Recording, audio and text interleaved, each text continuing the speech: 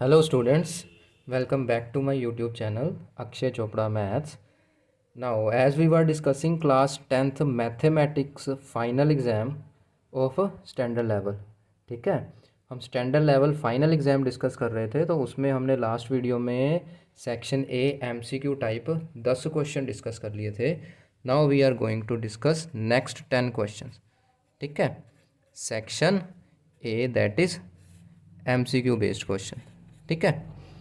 तो आज हम क्वेश्चन नंबर 11th डिस्कस करेंगे। देखो क्वेश्चन नंबर 11th में क्या है,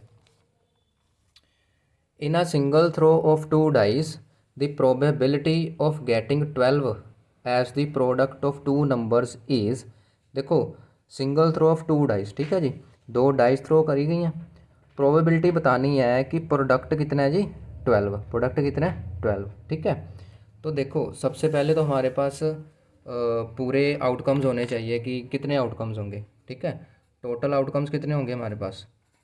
देखो दो डाइस थ्रो करी गई है ना, तो एक डाइस और दो डाइस, कितने आउटकम्स होंगे टोटल, 36 ना, ठीक है। तुम चाहो तो 36 बना भी सकते हो, वैसे ज़रूरत नहीं है, अगर तुमको इनफ प्रैक्टिस है तो। ये देख के ही होने वाला क्वेश्चन है, ठीक है। फिर भी देखो कैसे होगा। एक बार तुमको बता देता हूँ। पहले हम क्या करते हैं, वन फिक्स कर देते हैं कि फर्स्ट डाई पे वन आ गया, फिर सेकंड पे वन आया, फिर सेकंड पे टू आया, सेकंड पर 3, 4, 5 एंड 6, ठीक है। फिर इसी तरह से टू फिक्स कर दो,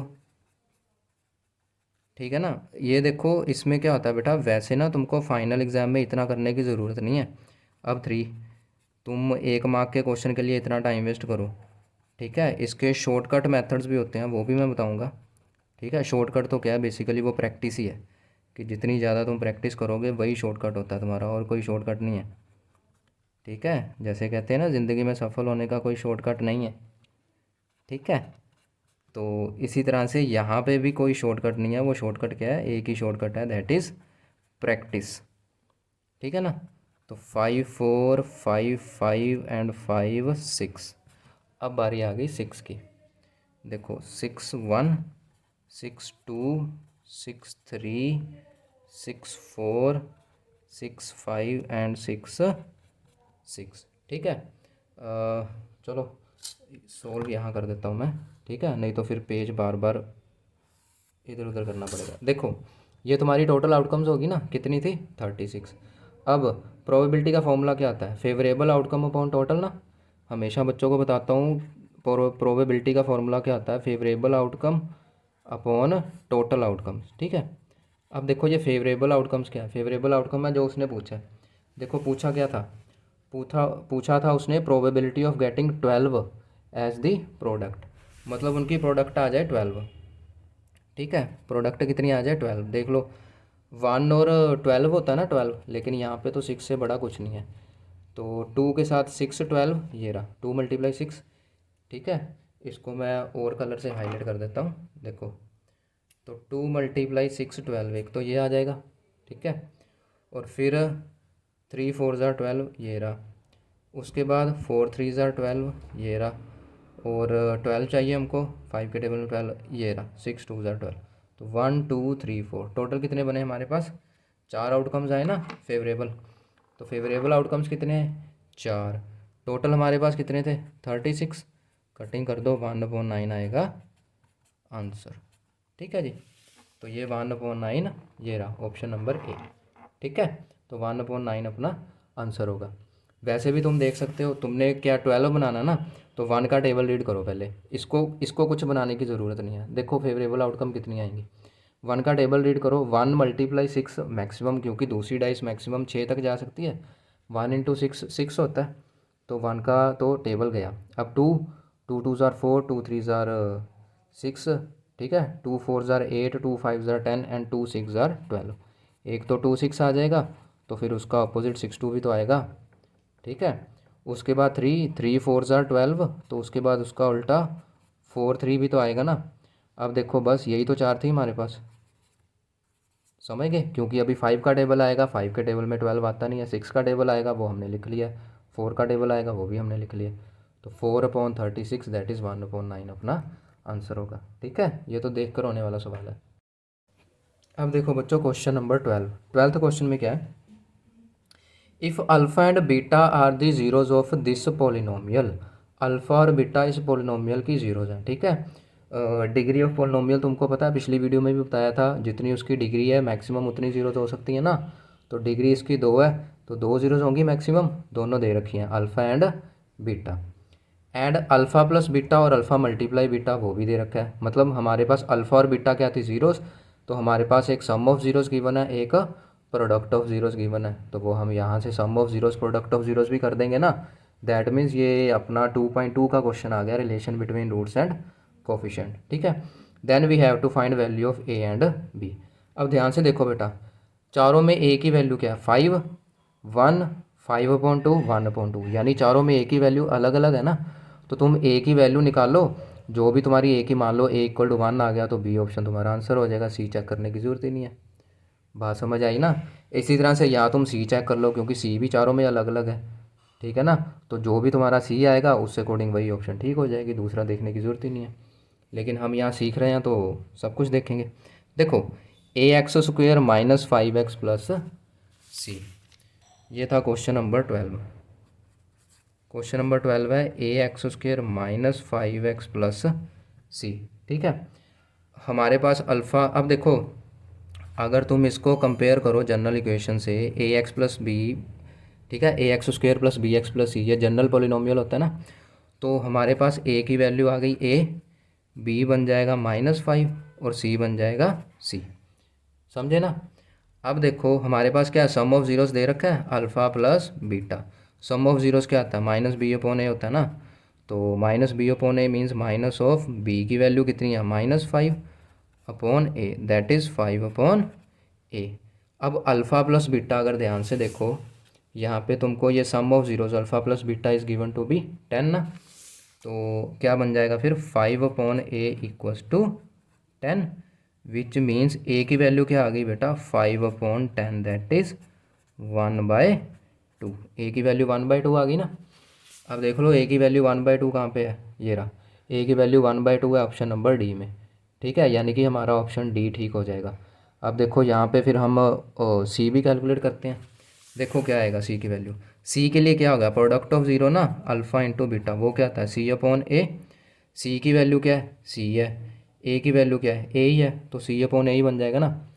अब ध्यान से देखो प्रोडक्ट ऑफ ज़ीरोज़ क्या है हमारे पास, product of zeros is also given to be 10, ठीक है। तो यानी कि ये किसके इक्वल आ गया, 10 के इक्वल। अब देख लो बेटा, ए की वैल्यू हमने फाइंड आउट कर रखी है, तो सी कितना आ जाएगा, 10 × a ना, यानी कि 10 × a कितना था, 1/2, वो कि 5 आ गया। तो सी की वैल्यू क्या आ गई बेटा, 5, ठीक है। तो देख लो a 1/2 और c 5, तो option number D will be our answer, ठीक है। अब देखो बेटा 13th क्वेश्चन। 13th क्वेश्चन में क्या है, अ बैग कंटेन्स 100 कार्ड्स, एक बैग में कितने कार्ड्स हैं, 100, फिर से प्रोबेबिलिटी का आ गया, numbered 1 to 100। A card is drawn at random from the bag. अच्छा, बैग में कितने कार्ड्स हैं, 100 कार्ड्स हैं, उन सब की लेबलिंग करी हुई है, card number 1, card number 2, card number 3 up to card number 100। A card is drawn at random from the bag, bag में से एक कार्ड ड्रॉ कर लिया गया। What is the probability that the number on the card is a perfect cube. जो card के ऊपर number है वो क्या है, परफेक्ट क्यूब है। कार्ड के ऊपर नंबर क्या है, परफेक्ट क्यूब। देखो ध्यान से कैसे करेंगे इसको, ये है क्वेश्चन नंबर 13। अब देखो परफेक्ट क्यूब है ना, परफेक्ट क्यूब का मतलब क्या है, जिसको किसी के क्यूब में लिखा जा सके, ठीक है जी। अब देखो ज़रा ध्यान से कैसे करेंगे इसको, ठीक है। ऐसी लेबलिंग गिवन है, 5, 1 2 3 4 5 6 7 8 9 10 अप टू 100। देखो ध्यान से कैसे करना है इसको, परफेक्ट क्यूब बोला था ना उसने, ठीक है। परफेक्ट क्यूब का मतलब क्या होता है, जिसको किसी के क्यूब में लिखा जा सके, जैसे परफेक्ट स्क्वायर है। अब देखो 1 से लेके 100 तक परफेक्ट क्यूब फाइंड करने की बजाय, इतना टाइम वेस्ट करने की बजाय, अगर तुम क्यूब चेक करते रहो, ये क्या है, देखो 1 क्यूब कितना आता है, 1 परफेक्ट क्यूब है। 2 क्यूब कितना है, 8 आ गया, 100 के बीच में ही है। 3 क्यूब कितना हो गया, 27, 100 से नीचे है। 4 क्यूब कितना हो गया, 64, 100 से नीचे है। 5 क्यूब कितना हो गया, 125, जो कि 100 से ऊपर हो गया। हमारे पास नंबर कितने हैं, 100 तक हैं। अब देखो 4 क्यूब है 64 आ गया, यानी कि इसके बाद हम जो भी क्यूब करेंगे वो बड़े बड़े आते जाएंगे ना। तो फिर से वही बात है, फेवरेबल आउटकम्स कितनी आ गई 1 2 3 4। तो प्रोबेबिलिटी क्या बन जाएगी, फेवरेबल आउटकम्स कितनी है 4, टोटल कितनी है 100, इनकी कटिंग करेंगे 25, तो प्रोबेबिलिटी क्या बन जाएगी 1/25, 1/25 ये रहा ऑप्शन नंबर सी। ठीक है, तो 1/25 क्या आ जाएगा अपना राइट ऑप्शन। देखो बेटा क्वेश्चन नंबर 14 बिल्कुल इजी क्वेश्चन है। इसमें क्या है, in the given figure D E is parallel to B C. देखो ये डी ई है, ये बी सी है, दोनों पैरेलल गिवन है। If A D is 2 units, D B and A E are 3 units and E C is X, then find the value of X. देखो ये BPT का क्वेश्चन आ गया, बेसिक प्रोपोर्शनैलिटी का। ठीक है, काफ़ी इंपॉर्टेंट होती है ये थ्योरम। अच्छा ये बीपीटी का क्वेश्चन आ गया। बीपीटी में बेटा ये होता है कि ये A D upon D B, अगर दो लाइंस पैरेलल गिवन है, ठीक है जी, तो ये A D upon D B की ratio A E upon E C से क्या होगी, सेम होगी ना। यही तो बीपीटी है। तो बीपीटी से हमें क्या पता चलेगा, A D upon D B. लिख लो इसको, A D upon D B किसके इक्वल हो जाएगा, ए ई अपॉन ई सी। ये किसके इक्वल हो गया, ए ई अपॉन ई सी। अब देखो ए डी कितने हैं 2 और डी बी कितने हैं 3, तो ये क्या हो गया 2/3 इज इक्वल्स टू किसके इक्वल आ गया 3/x, 3/x। तो ये हमको वैल्यू फाइंड आउट करनी है। अब क्रॉस मल्टीप्लाई कर दो बेटा, इसको मल्टीप्लाई करो, 2x किसके इक्वल हो जाएगा 3 × 3 9, तो x की वैल्यू क्या आ जाएगी अपनी 9/2। ठीक है, 9/2 हमारा आंसर होगा, और ये 9/2 ये रहा ऑप्शन नंबर डी। ठीक है, तो option number D will be our correct answer.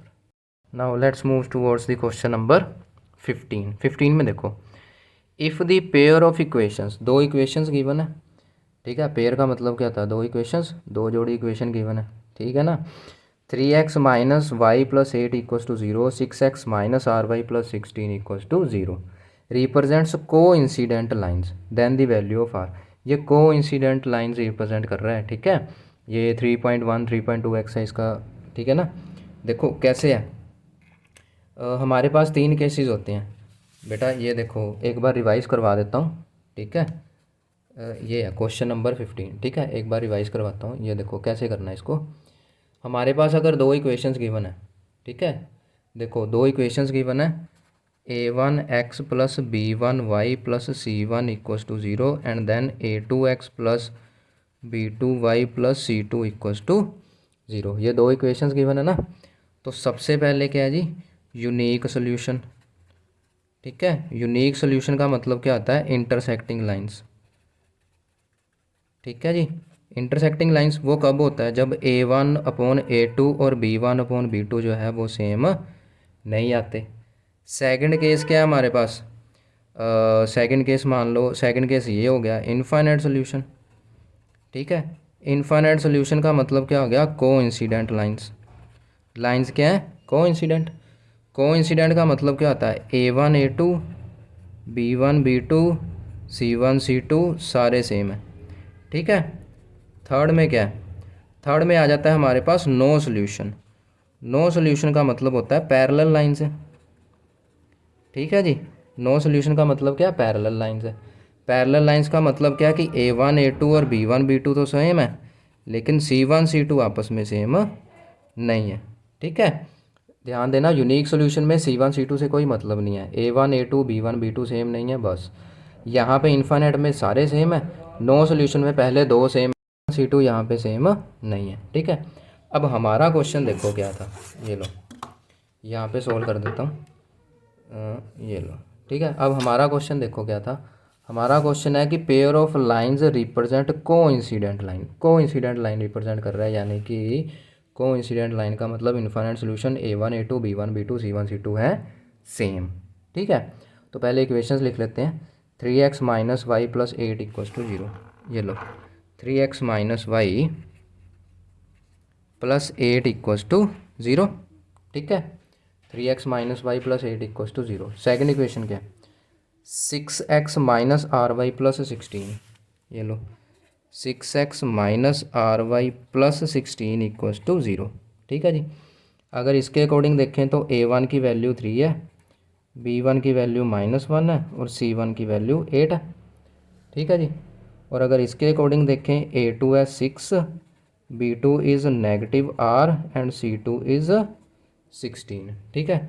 अब कोइंसिडेंट लाइंस हैं तो इसको कर दो A1/A2, B1/B2 और C1/C2 सेम है। तो A1/A2 का मतलब 3/6, B1/B2 मतलब -1/R, C1/C2 मीन्स 8/16। ठीक है जी।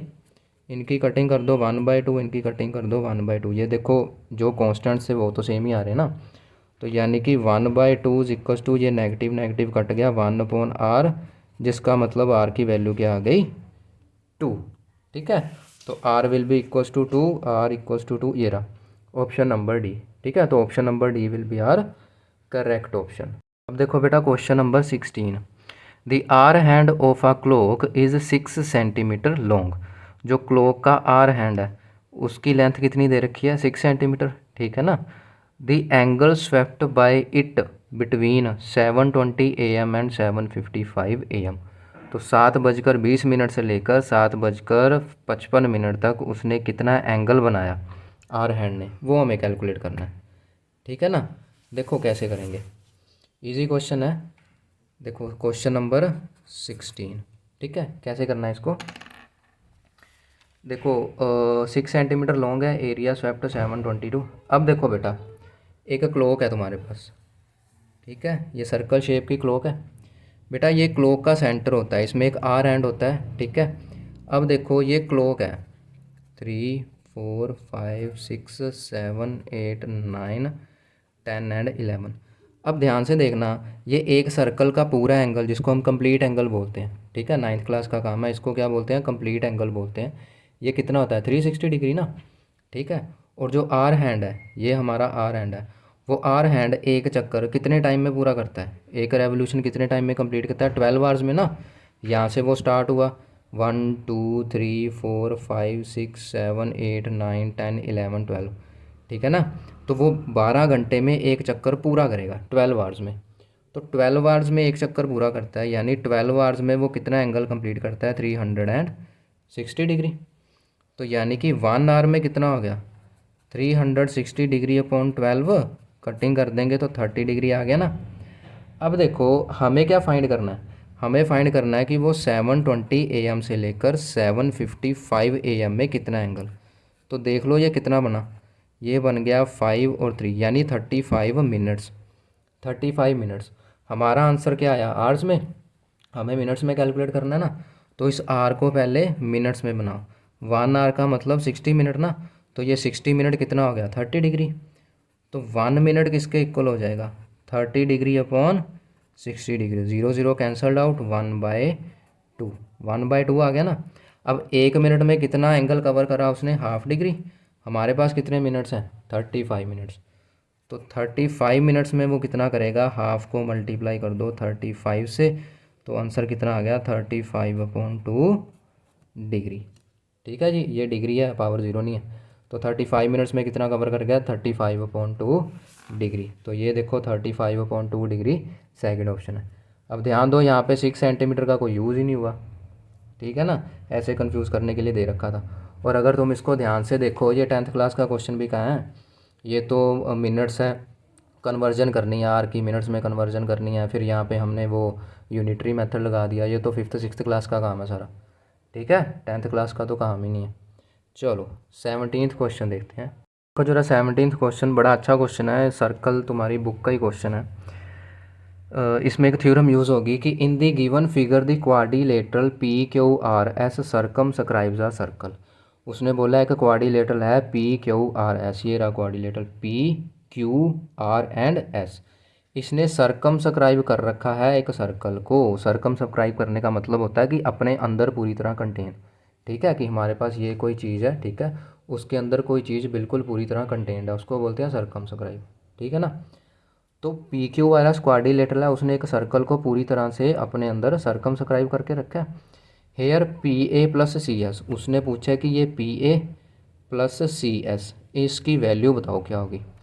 अच्छा अब ध्यान से देखो, P A plus C S, हमें इसकी वैल्यू कैलकुलेट करनी है।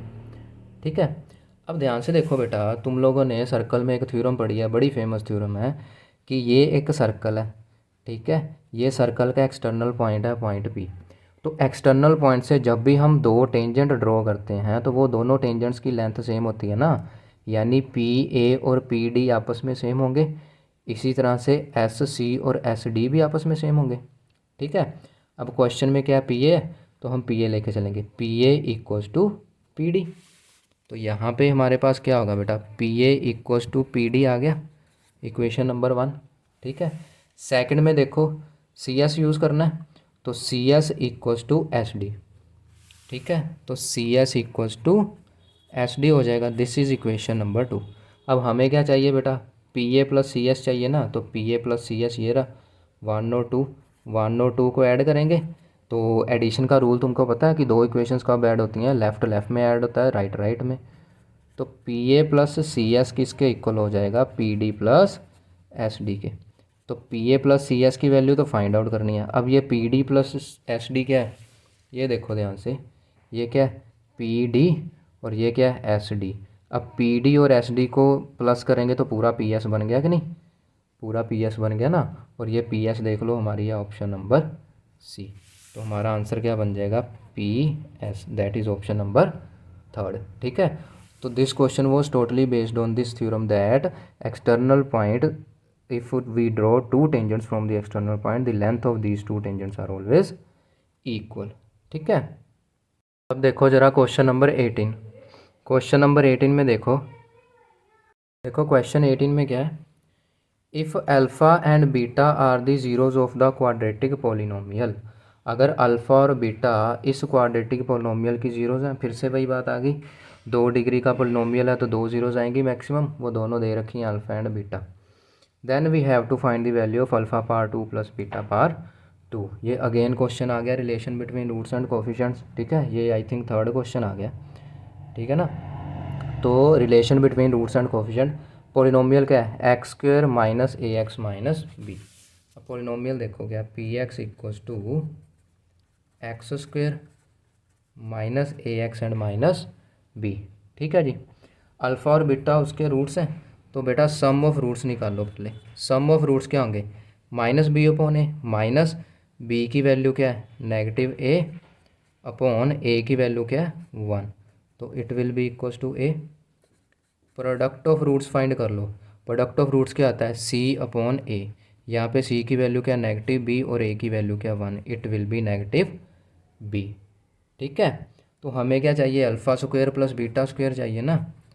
तो बेटा तुम क्या करो, अल्फ़ा प्लस बीटा की वैल्यू क्या है ए, अल्फ़ा प्लस बीटा का स्क्वेयर कर दो। ठीक है, जब अल्फ़ा प्लस बीटा का हम स्क्वेयर करेंगे तो वहाँ पे ए प्लस बी होल स्क्वेयर में फॉर्मूला आता है ना, ए स्क्वेयर प्लस बी स्क्वेयर, इसकी वैल्यू हमें फाइंड करनी है, प्लस 2ab।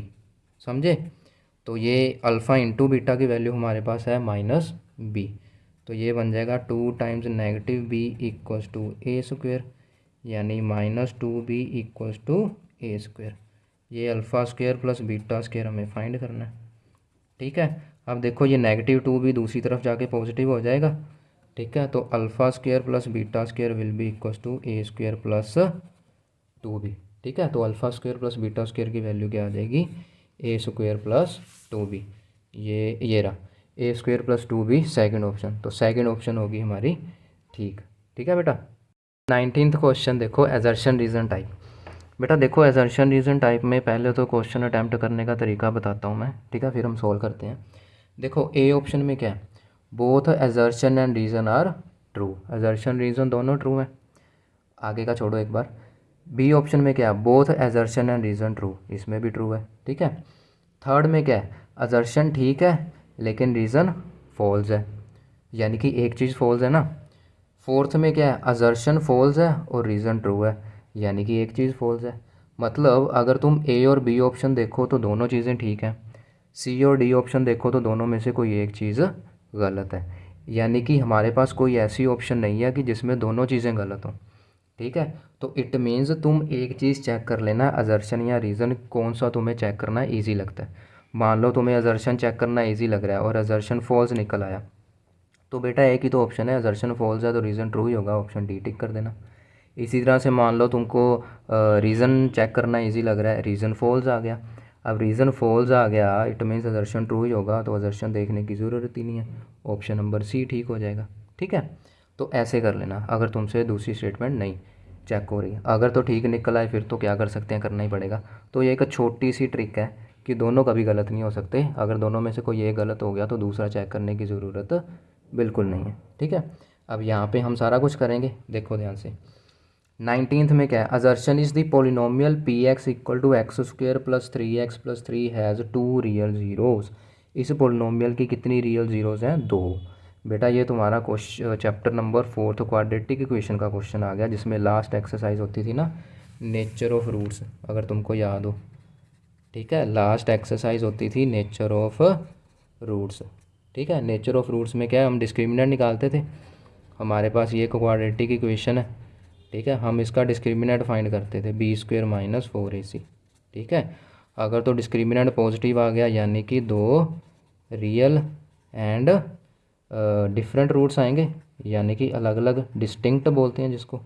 अगर डिस्क्रिमिनेंट 0 आ गया फिर भी दोनों रियल ही आएंगे, लेकिन वो दोनों क्या होंगे, सेम होंगे या इक्वल होंगे। अगर डिस्क्रिमिनेंट नेगेटिव आ गया तो हमारे पास कोई रूट आएगा ही नहीं। ठीक है जी, नो रियल रूट। अब देख लो यहाँ पे इक्वेशन क्या गिवन है, equation is X square plus 3x plus 3। Check कर लो, X square plus 3x plus 3। ठीक है जी, तो यहाँ पे a की वैल्यू आ गई 1, b हो जाएगा 3 एंड c भी होगा 3। तो डिस्क्रिमिनेंट चेक करेंगे हम, बी स्क्वेयर माइनस 4ac, तो it will B 3 square minus 4a and c। तो it is 9 minus 12 which is minus 3 which is negative. अब माइनस 3 आ गई ना वैल्यू, डिस्क्रिमिनेंट नेगेटिव आ गया। डिस्क्रिमिनेंट नेगेटिव का मतलब क्या है, डिस्क्रिमिनेंट नेगेटिव का मतलब है नो रियल रूट्स। और एक्सर्शन में बोला क्या रखा है, एक्सर्शन में बोल रखा है कि इट हैज़ 2 रियल रूट्स। हमारा आंसर क्या आया, कोई रियल रूट नहीं है, इसने बोला 2 है, यानी एक्सर्शन तो हो गया गलत। तो वो ट्रिक काम कर गई ना। अब एक्सर्शन गलत हो गया तो ऑब्वियसली रीज़न ठीक होगा, तो option D will B correct. अब चलो ऑप्शन अपना रीज़न देख लेते हैं क्या है जी। A quadratic polynomial can have at most 2 real zeros. लो ये तो मैं बार बार बोली जा रहा हूँ, ठीक है ना। कोई भी क्वाड्रेटिक पोलिनोमियल है उसकी डिग्री कितनी है, 2 है। 2 डिग्री है तो उसके एट मोस्ट का मतलब मैक्सिमम 2 रियल रूट्स होंगे, 2 रियल ज़ीरोज़ होंगी। ठीक है भाई, ठीक है ना। तो अजर्शन गलत हो गया और रीज़न ट्रू हो गया। Assertion is false, reason is true, option number D is correct. देखो 20th क्वेश्चन ध्यान से, लास्ट क्वेश्चन है। If PA and PB are the tangents drawn from an external point P to a circle with center O। पहले इतनी line complete करते हैं। If PA and PB are tangents drawn from external point P to a circle of center O, मतलब हमारे पास एक circle है जिसका centre O है, एक्सटर्नल पॉइंट P है, वहाँ से 2 टेंजेंट ड्रॉ हुए PA एंड PB। ठीक है, तो ये कुछ इस तरह की हमारी बन जाएगी डायग्राम कि मान लो ये कोई एक सर्कल है। ठीक है जी, ये एक्सटर्नल पॉइंट है P, ये लो ये एक्सटर्नल पॉइंट है P। ठीक है, यहाँ से 2 टेंजेंट ड्रॉ हुए PA एंड PB। ये B मान लो, ये A मान लो, इसका सेंटर कितना है, सेंटर है O। इतनी डायग्राम कंप्लीट है। और क्या बोला है, then the quadrilateral AOBP is cyclic. उसने बोला है कि फिर जो क्वाड्रिलेटरल होगा AOBP, यानी इसको ज्वाइन कर दो AO और OB को, तो AOBP जो क्वाड्रिलेटरल बनना है 4 साइडेड, ये क्या होगा, साइक्लिक होगा। बेटा साइक्लिक क्वाड्रिलेटरल की तुम्हारी बुक में है, ठीक है ना, डेफिनेशन। साइक्लिक क्वाड्रिलेटरल कौन सा होता है, जिसके ऑपोजिट एंगल्स को प्लस करेंगे तो वो 180 डिग्री बनता है। ठीक है, जैसे मान लो कोई भी ऐसे मेरे पास ऐसे छोटा मोटा क्वाड्रिलेटरल है ABCD, है ना, तो ये B और D को प्लस करेंगे तो 180 बनेगा, यानी angle B plus angle D कितना होगा, 180 डिग्री। और एंगल A और एंगल C, एंगल A और एंगल C को प्लस करेंगे कितना आएगा, 180 डिग्री। इसको बोलते हैं साइक्लिक क्वाड्रिलेटरल। ठीक है, इसको क्या कहते हैं, साइक्लिक क्वाड्रिलेटरल। ठीक है, ठीक है, ये साइक्लिक क्वाड्रिलेटरल बन गया। तो अब देख लो फिर, अब देखो तुम्हारे पास एक थ्योरम होती है, ये भी बड़ी अच्छी थ्योरम है। ठीक है, ये 9th क्लास में भी होती है, 10th में भी होती है। ठीक है, ये थ्योरम क्या कहती है, ये थ्योरम कहती है कि देखो जैसे नीचे बता देता हूँ ये भी रफ में, कि हमारे पास एक सर्कल है। ठीक है जी, ये एक सर्कल है, ये सर्कल का सेंटर है ना, ये सर्कल का सेंटर है। तो हमने दो रेडियस, रेडियस नहीं, हमने क्या करा, ये सर्कल का क्या है, चलो इसको थोड़ा सा टिल्ट कर देते हैं, ये लो। ठीक है, ये हमारे पास क्या है, एक टेंजेंट है। ठीक है बेटा, तो जो हमने सेंटर से एक स्ट्रेट लाइन ड्रॉ करी पॉइंट ऑफ कांटेक्ट के ऊपर, वो स्ट्रेट लाइन हमेशा क्या होती है, परपेंडिकुलर। वो स्ट्रेट लाइन क्या होती है, हमेशा perpendicular to the point of contact. अगर देखो तुम इसको देखो ध्यान से, इसमें क्या है, देखो ऑन दी सिमिलर बेसिस, ये देखो ये क्या है, एक रेडियस, ये सेंटर है, ये सेंटर का रेडियस है। ठीक है, और ये क्या है, एक टेंजेंट है, और ये उसका पॉइंट ऑफ कांटेक्ट है, यानी ये क्या आ जाएगा, 90 डिग्री। उसी तरह से ये भी कितना आ जाएगा, 90 डिग्री ना। तो देखो एक पेयर ऑफ ऑपोजिट एंगल हो गया कि नहीं, 180, तो ये तो बन गया साइक्लिक। ठीक है, अगर दूसरा भी प्रूव करना है, बाय द वे प्रूव कर सकते हो। इसमें क्या होगा, angle O, angle A, angle B और एंगल पी सबको प्लस करेंगे 360 डिग्री। ठीक है, ये क्वाड्रिलेटरल की प्रॉपर्टी होती है। ओ अपने को पता नहीं है, ए 90 है, बी भी 90 है, पी अपने को पता नहीं है, तो 360 डिग्री। तो ओ प्लस पी प्लस 180, 90 90 180 हो गया ना। तो देखो ये दूसरा पेयर ऑफ अपोजिट एंगल भी तो 180 डिग्री आ गया ना। ठीक है, इसका मतलब ये जो क्वाड्रिलेटरल बना हमारा, ये क्या है, साइक्लिक क्वाड्रिलेटरल। ये छोटा सा प्रूफ होता है। तो यानी कि असर्शन तो अपना हो गया ठीक। ठीक है जी, अब असर्शन ठीक हो गया, रीज़न देखो ध्यान से। रीज़न के लिए एक शॉर्टकट है, हमें ना इतना प्रूफ नहीं करना पड़ता, रीज़न में उसका शॉर्टकट दिया हुआ है। देखो क्या है, the angle between two tangents drawn from external point. ठीक है जी, to a circle is supplementary. The angle between two tangents, मतलब ये एक्सटर्नल पॉइंट से, ये एक्सटर्नल पॉइंट है, यहाँ से जो दो टेंजेंट ड्रॉ करेंगे, इन दोनों के बीच में जो एंगल आया, ठीक है जी, that angle is supplementary. Supplementary का मतलब क्या होता है, 180 डिग्री। सप्लीमेंट्री का मतलब यही होता है कि दो एंगल्स को प्लस करके 180 आए। This is supplementary to the angle subtended by the line segment joining the points of contact at the centre.